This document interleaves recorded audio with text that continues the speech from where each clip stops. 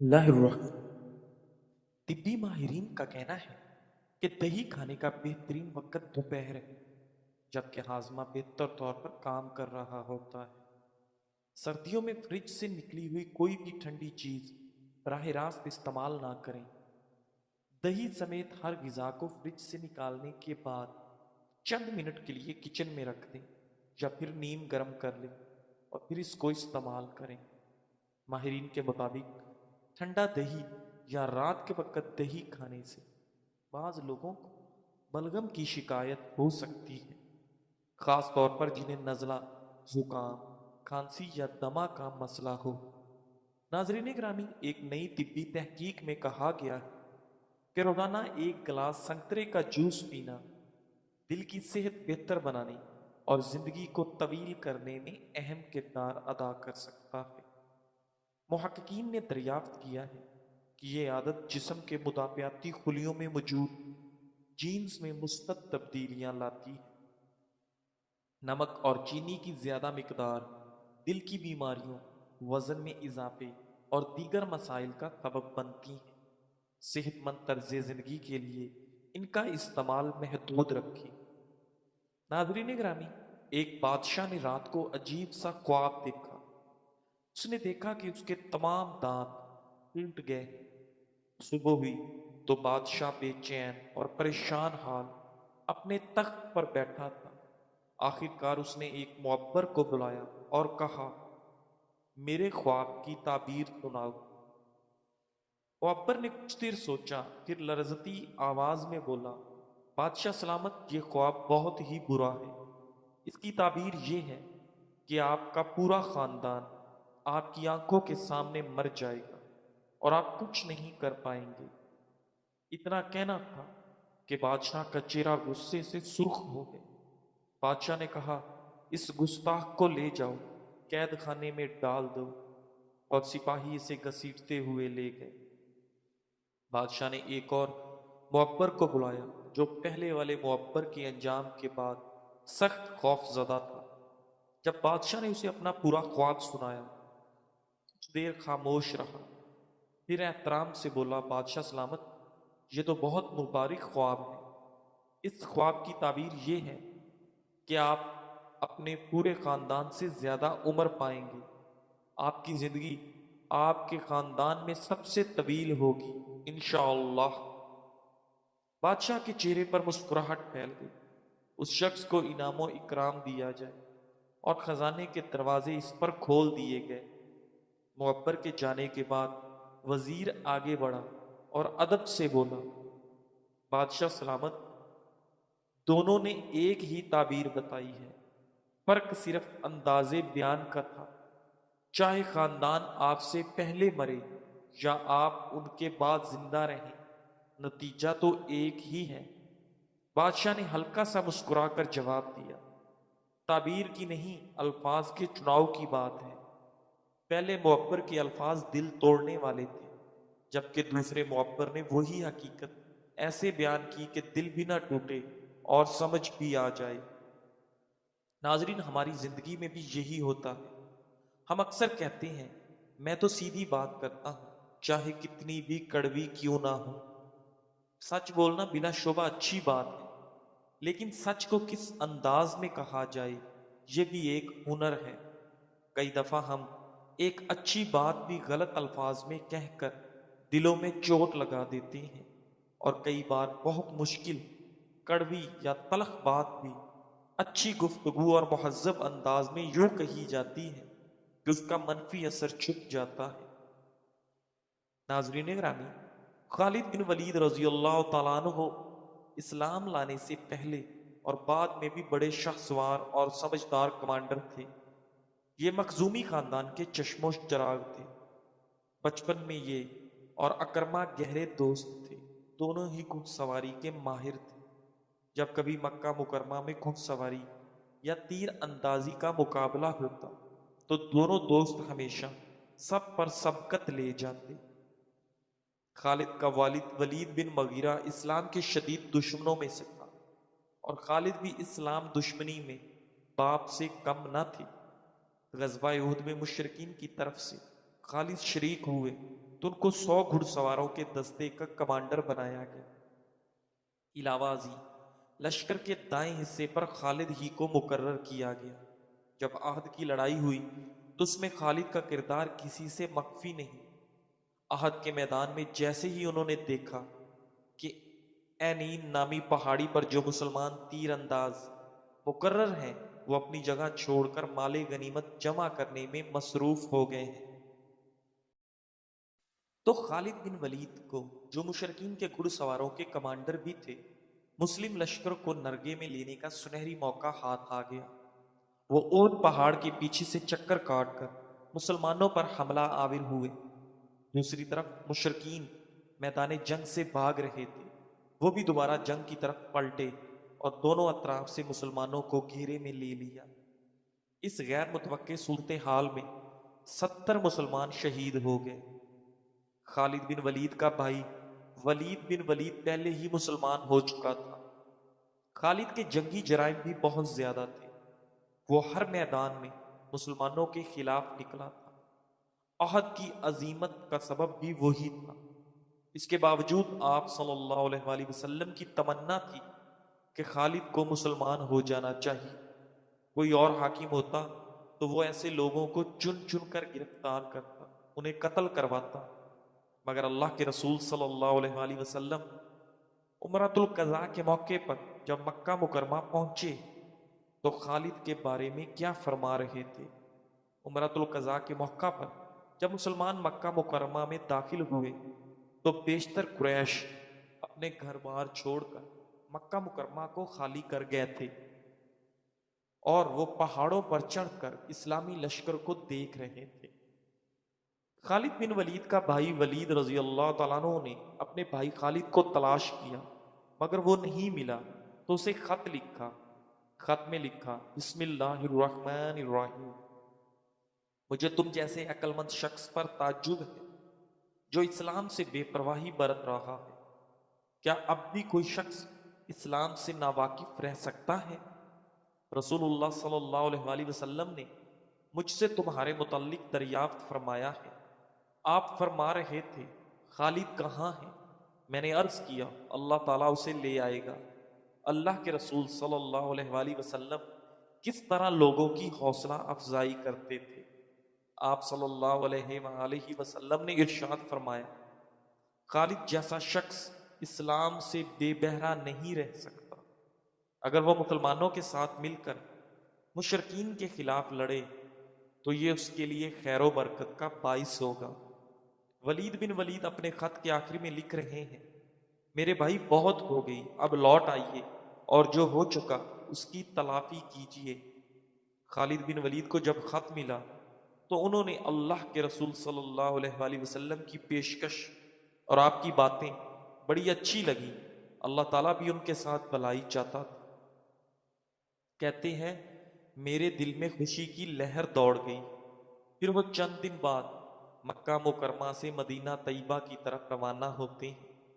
آپ کے ساتھ عمرو بن عاص اور عثمان بن طلحہ بھی ہیں۔ جب آپ مدینہ طیبہ پہنچے تو ان کا بھائی ولید دوڑتا ہوا آیا، کہنے لگا بھائی جان جلدی کیجیے، رسول اللہ صلی اللہ علیہ وآلہ وسلم کو آپ کی آمد کی اطلاع دے دی گئی ہے۔ آپ کے آنے سے وہ بڑے خوش ہیں اور وہ آپ کا انتظار کر رہے ہیں۔ خالد بن ولید کہتے ہیں کہ میں نے اپنا بہترین لباس زیب تن کیا اور تیز تیز قدموں سے چلتا ہوا اللہ کے رسول صلی اللہ علیہ وآلہ وسلم کی خدمت میں حاضر ہو گیا۔ اللہ کے رسول صلی اللہ علیہ وآلہ وسلم نے اپنے ایک بڑے دشمن اور دشمن کے بیٹے کو دیکھا تو خالد کہتے ہیں آپ صلی اللہ علیہ وآلہ وسلم تبسم فرما رہے تھے، میں نے خدمت نبوی میں سلام پیش کیا تو آپ صلی اللہ علیہ وآلہ وسلم نے خندہ پیشانی سے جواب دیا۔ میں نے کہا اور اللہ کے رسول اس کے جواب میں فرمایا، ہر قسم کی تعریف اس اللہ کے لیے ہے جس نے تمہیں ہدایت دی۔ خالد رضی اللہ تعالیٰ عنہ کہتے ہیں کہ میں نے عرض کی کہ میں نے اسلام سے بڑی دشمنی کی ہے، میرے لیے مغفرت کی دعا مانگے۔ آپ صلی اللہ علیہ وآلہ وسلم نے ارشاد فرمایا، اسلام سابقہ گناہوں کو کاٹ کر رکھ دیتا ہے۔ میں نے عرض کی، اس کے باوجود بھی میرے لیے دعا کیجیے۔ آپ صلی اللہ علیہ وآلہ وسلم نے دعا کی، اے اللہ، خالد آج تک تیرے راستے سے روکنے کے لیے جتنی کوششیں کرتا رہا ہے اس کی وہ سب کوتاہیاں معاف فرما دے۔ ناظرین گرامی، آج کل گھروں میں عام رواج پایا جاتا ہے کہ ایک بار میں زیادہ آٹا گوندھ کر فریج میں رکھ دیا جاتا ہے تاکہ اگلے دن صبح وقت بچا جا سکے، لیکن یہ سہولت صحت کے لیے نقصان دہ ثابت ہو سکتی ہے۔ غذائی ماہرین کے مطابق گوندا ہوا آٹا تازہ غذاؤں کی نسبت تیزی سے اپنی صحت بدلتا ہے، اور اس میں ایسے کیمیائی عمل جاری رہتے ہیں جن پر اکثر توجہ نہیں دی جاتی۔ غذائی ماہرین کا کہنا ہے کہ فریج آٹے کو ٹھنڈا ضرور رکھتا ہے لیکن خمیر کے عمل کو مکمل طور پر روک نہیں سکتا۔ آٹے میں موجود خمیر مسلسل ہلکی رفتار سے کام کرتا رہتا ہے، اس دوران کاربن ڈائی آکسائڈ اور تیزاب بنتے رہتے ہیں جس سے آٹے کی خوشبو اور ذائقے میں فرق آ جاتا ہے۔ یہی وجہ ہے کہ پرانے آٹے کا اکثر ذائقہ کھٹا یا ترش ہو جاتا ہے۔ زیادہ دیر تک رکھے رہنے کے سبب آٹے میں وٹامنز اور منرلز کم ہونے لگتے ہیں۔ ایسے آٹے کی روٹی تو پیٹ بھر دیتی ہے لیکن اس کی غذائیت میں نمایاں کمی آ جاتی ہے۔ ایسا آٹا معدے پر بھاری ثابت ہو سکتا ہے اور گیس، تیزابیت اور اپھارا کا سبب بن سکتا ہے۔ فریج میں رکھا ہوا آٹا ایک دن کے اندر اندر استعمال کرنا بہتر ہے۔ اس سے زیادہ مدت کے لیے فریج میں رکھا ہوا آٹا استعمال کرنا تو آٹے کے چھوٹے حصے بنا کر فریج میں رکھیں۔ آٹے کی اوپری سطح پر ہلکی سی تیل کی تہ لگائیں۔ ناظرین گرامی، مکہ مکرمہ میں ایک مشہور شاعر رہتا تھا جس کا نام عبداللہ بن زبری تھا۔ اللہ کے رسول صلی اللہ علیہ وآلہ وسلم کا شدید دشمن، اسلام سے سخت بغض رکھنے والا تھا۔ عبداللہ فتح مکہ مکرمہ کے بعد اپنی جان کے ڈر سے نجران بھاگ گیا۔ اس زمانے میں شاعروں کے اشعار مخالفین کے لیے بڑی اہمیت کے حامل سمجھے جاتے تھے۔ عبداللہ ساری زندگی اللہ کے رسول صلی اللہ علیہ وآلہ وسلم کی مخالفت میں اشعار کہتا رہا اور قریش کو آپ کے خلاف بھڑکاتا رہا۔ شاعر اسلام حسان بن ثابت رضی اللہ تعالیٰ عنہ بھی ان لوگوں کو ترکیبہ ترکیب جواب دیتے رہے۔ جب یہ نجران بھاگا تو وہاں بھی اسے سیدنا حسان رضی اللہ تعالیٰ عنہ کے اشعار سے واسطہ پڑ گیا۔ انہوں نے اپنے اشعار میں اسے بزدلی اور راہ فرار اختیار کرنے پر آر دلائی۔ وہ اشعار تو یقیناً بہت سارے ہیں مگر ہم صرف ایک شعر کا مفہوم بیان کر کے آگے بڑھتے ہیں۔ اللہ تعالیٰ ہمارے لیے عظیم ہستی محمد صلی اللہ علیہ وآلہ وسلم کو باقی رکھے۔ یہ وہ ہستی ہیں جن کے ساتھ بغض و عناد نے تجھے نجران کے علاقے میں لا پھینکا ہے۔ اے ابن زبری، اللہ تعالیٰ تجھے دائمی ذلت آمیز زندگی، اہانت آمیز سلوک اور نحوست میں رکھے۔ جب عبداللہ بن زبری تک یہ اشعار پہنچے تو وہ سخت غصہ ہوا، پھر اپنے معاملات کا کئی بار جائزہ لیا اور غور و فکر کیا کہ میں کس شخصیت کی مخالف کرتا رہا اور کیوں کرتا رہا۔ جب اپنے ماضی میں جھانکا، اللہ کے رسول صلی اللہ علیہ وآلہ وسلم کا اعلیٰ اخلاق یاد آ گیا۔ ادھر اللہ تعالیٰ نے بھی اسے اپنے بندے کے ساتھ بھلائی کا ارادہ فرمایا تو اس کا ذہن صاف ہو گیا۔ اللہ نے اس کو ہدایت دی اور اس نے اسلام قبول کرنے کا فیصلہ کر لیا۔ پھر وہ مکہ مکرمہ کی طرف روانہ ہو گیا۔ جب وہ مکہ مکرمہ پہنچا تو سیدھا اللہ کے رسول صلی اللہ علیہ وآلہ وسلم کی خدمت میں حاضر ہوا۔ گزشتہ زندگی پر ندامت کا اظہار کیا اور اسلام قبول کر لیا۔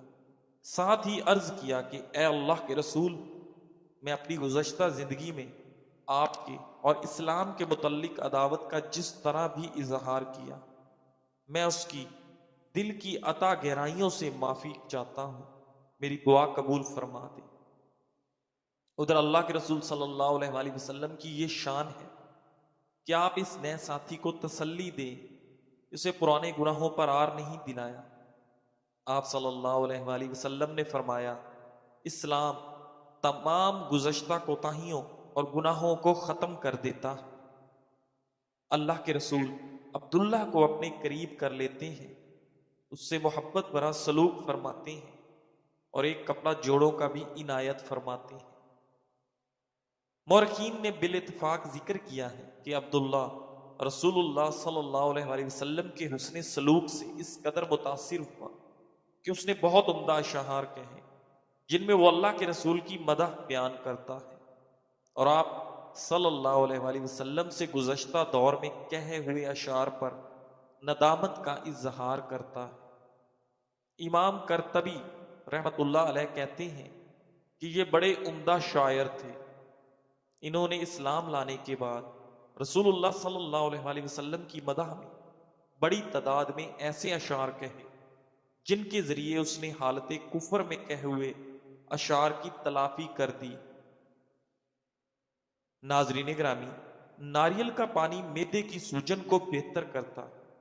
ناریل کا پانی دل، جگر، گردوں کی بیماری میں بے حد مفید ہے۔ ناریل کے پانی میں کولیسٹرول نہیں ہوتا اور چکنائی بہت کم ہوتی ہے۔ شیر خوار بچوں کے لیے بھی اس کا استعمال مفید ہے۔ یہ دوران خون کو بہتر کرتا ہے اور غذا ہضم کرنے والی نالی کی صفائی کرتا ہے۔ ناریل کا تیل انسانی صحت کے لیے بے حد مفید ہے اور ہاضمہ ٹھیک رکھتا ہے۔ خالص ناریل کا تیل وزن کم کرنے کا اہم ذریعہ ہے۔ ناظرین، سردیوں میں جسم کا نظام انہضام سست ہو جاتا ہے، اس لیے کچھ پھل کھانا آپ کی صحت کے لیے نقصان دہ ہو سکتے ہیں۔ ایسے پھل کھانے سے آپ بیمار ہو سکتے ہیں، نزلہ، زکام اور فلو کا خطرہ بڑھ سکتا ہے۔ یہ نظام ہاضمہ پر بھی اثر انداز ہوتے ہیں، اس لیے سردیوں میں کچھ پھلوں سے ہمیں ہمیشہ پرہیز کرنا چاہیے۔ سردیوں میں بہت زیادہ اناناس کھانے سے گلے میں خراش، منہ کے چھالے اور الرجی ہو سکتی ہے۔ سردیوں میں اس پھل کا زیادہ استعمال آپ کے مدافعاتی نظام کو متاثر کر سکتا ہے۔ نظام ہاضمہ کمزور ہو سکتا ہے کیونکہ اس موسم میں یہ پھل ہضم کرنا مشکل ہوتا ہے۔ سردیوں میں اناناس کا استعمال بلغم کی پیداوار کو بڑھاتا ہے۔ پانی کی زیادہ مقدار جسم کے درجہ حرارت کو کم کر سکتی ہے۔ سردیوں میں کیلے سے بھی پرہیز کرنا چاہیے کیونکہ یہ بلغم پیدا کرتے ہیں۔ کیلے کھانے کے بعد بہت سے لوگوں کو صبح کے وقت بھاری محسوس ہوتا ہے، اس لیے سردیوں میں انہیں اعتدال میں کھانا بہتر ہے۔ انگور جسم کو ٹھنڈا کرتے ہیں کیونکہ ان میں ٹھنڈک کا اثر ہوتا ہے اور پانی کی مقدار زیادہ ہوتی ہے۔ سردیوں میں انہیں زیادہ کھانے سے اکثر کھانسی اور نزلہ ہوتا ہے۔ چونکہ انگور میں شوگر کی مقدار زیادہ ہوتی ہے، اس لیے سردیوں میں ان کا کھانا نقصان دہ ہے۔ موسم سرما میں سیب، نارنگی، امرود، انار اور کیوی جیسے پھل کھائیں۔ یہ پھل قوت مدافعت کو بڑھاتے ہیں اور وٹامن سی سے بھرپور ہوتے ہیں جو جسم کو گرمی اور توانائی فراہم کرتے ہیں۔ سردیوں میں آپ کا جسم معمول کے درجہ حرارت کو برقرار رکھنے کے لیے توانائی کا ذخیرہ ہوتا ہے۔ یہ آپ کے میٹابولزم کو سست کر دیتا ہے۔ سست میٹابولزم ہاضمے کے مسائل جیسے گیس، قبض، اسہال اور اپھارا کا باعث بن سکتا ہے۔ اپنے میٹابولزم کو تیز کرنے کے لیے ہمیشہ باقاعدگی سے ورزش کریں اور وافر مقدار میں پانی پئیں۔ جزاک اللہ۔